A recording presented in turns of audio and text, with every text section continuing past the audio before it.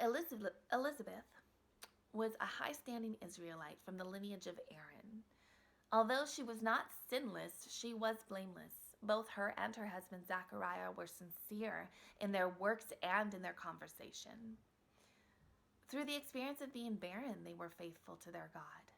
I mean, in that day and age, being childless meant shame and disgrace. And even then, they believed God and they obeyed. Now, it was an elderly Elizabeth that stood among her fellow Israelites that particular day that her husband served in Jerusalem. A smile tickled her lips, her heart skipped a beat, and pure pride surged through her as she watched her husband in front of the crowd enter into the holy temple. It was a once-in-a-lifetime privilege for a priest like Zachariah to have the lot fall on him, to be the one entering into the temple and lighting the holy incense. It was custom that the Israelites would gather outside the temple and pray twice a day while the priest went in and lit the incense. Now, on this day, Zechariah was inside the temple a little longer than most. And as prayer time stretched on, concern prickled through the crowd. Now, Elizabeth remained diligent in her prayers, ignoring any hum that came her way, but she could not stop her heart from beating a little bit faster because meeting with the holy God of Israel was gloriously dangerous. Now, when Zechariah finally emerged, a wave of relief swept over the crowd and a few tears escaped Elizabeth's eyes.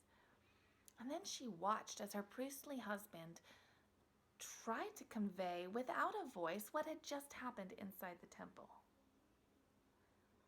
Afterwards, she was fidgety with anticipation as she waited for her husband to come to her. Love and longing for him overwhelmed her. And then when their eyes finally did meet, after such an event like that, the smiles and the tears were uncontainable. She giggled through her tears as she watched in wonder while her now mute husband tried to communicate what had happened inside the temple with an angel. They took great comfort in each other that night as they delighted in the Lord and in one another. Now, when Elizabeth became pregnant, she went into seclusion. She didn't go out into public for 5 months. Now, not even Elizabeth could really pinpoint the exact reason why, but she spent time contemplating that scene inside the temple between Zachariah and this angel, Gabriel. An angel that stands in the presence of the Most High God, sent to give Zachariah a message that they would have a son, even in their old age. And not only would they have a son, but a son filled with the Holy Spirit. Now, this was a big deal. God had not granted all believers access to the Holy Spirit yet. This son of theirs would be great in the eyes of the Lord. He would go forth with the spirit and the power of Elijah. He would turn the hearts of Israel back to the Lord their God. He would change the heart of parents to their children and the heart of the disobedient to the wisdom of the righteous. This son of theirs, John, would make ready a people prepared for the Lord.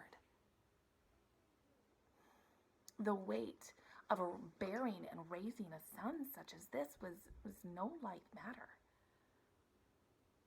Elizabeth had a lot to contemplate and pray about. And then, what would she say if she did go out into public? How would she explain that her husband was struck mute because he doubted a word sent from the Lord that they would have a son at such a ridiculously old age?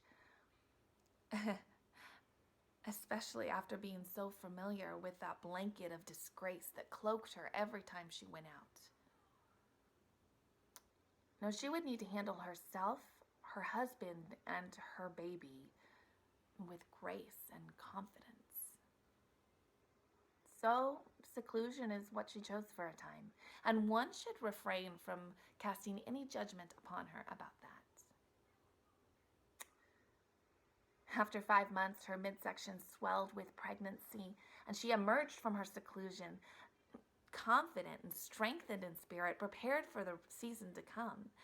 "The Lord has done this for me," she declared. "In these days, he has shown me favor and taken away my disgrace from among my people." She had a sort of youthful glow about her, and there was almost a dance in her elderly steps.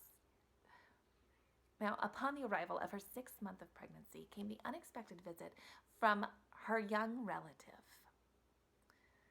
Elizabeth's heart leapt the moment she saw sweet Mary. Their greeting was long as they exchanged stories of miraculous encounters. Tears of wonder flowed freely from both women. Elizabeth's womb was filled with movement, and her heart about burst with adoration for this child in front of her. The Holy Spirit surged through her, and she loudly proclaimed, "Blessed are you among women, and blessed is the child you will bear. But why am I so favored that the mother of my Lord should come to me? The moment that your greeting met my ear, the baby in my womb leapt for joy." Elizabeth eagerly embraced Mary and generously spoke words of life into her. She kept Mary in her home for 3 months. Elizabeth undoubtedly knew, even more than Mary did, the challenges and the responsibilities that Mary would have in the seasons to come. Those 3 months were sweet. They were cherished and valuable to both women. They served each other well, and the beauty of relationship was lived out to the fullest. Mary physically helped her senior relative while soaking in the wisdom and the encouragement and the teaching that just flowed from Elizabeth. Elizabeth, one who remained steady and faithful through years of unanswered prayers and disgrace, turmoil, and heartache. And then this woman received the phenomenal miracle of bearing the one that would prepare the way for the Messiah. Elizabeth, one who was aged in the experiences of the world, remained unjaded and believed God with a pure heart. She embraced a younger woman, guarded her, prayed for her, loved her, spoke truths that Mary would forever hold on to. Elizabeth invested into the woman who, through many challenges and hardships, would bear and raise the promised king who will reign forever. Elizabeth's role in the story of our deliverance was crucial. Now, I know that my lineage does not include Christ, and I definitely have not borne a son that is filled with the spirit of Elijah. Yeah. But, I pray that they will raise up to be men that would proclaim the name of the Lord. And I know that I will not welcome the mother of my Messiah into my home.